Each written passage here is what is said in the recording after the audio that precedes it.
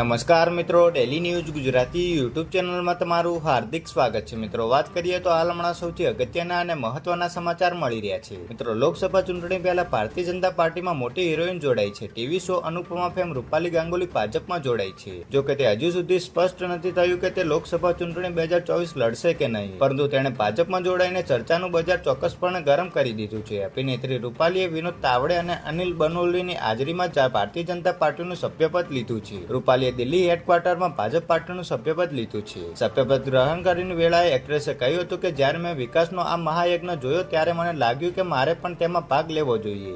મને તમારા આશીર્વાદ અને સમર્થનની જરૂર છે. હું જે પણ કરું તે યોગ્ય અને સારું હોવું જોઈએ. રૂપાલી ગાંગુલી પીએમ મોદીના બહુ મોટા સમર્થક છે. રૂપાલી હાલમાં અનુપમા સિરિયલથી ટીવી ઇન્ડસ્ટ્રી પર રાજ કરી રહી છે. તે શોમાં લીડ કેરેક્ટર અનુપમાનું પાત્ર ભજવી રહી છે. ચાહકો તેને ખૂબ પસંદ કરે છે.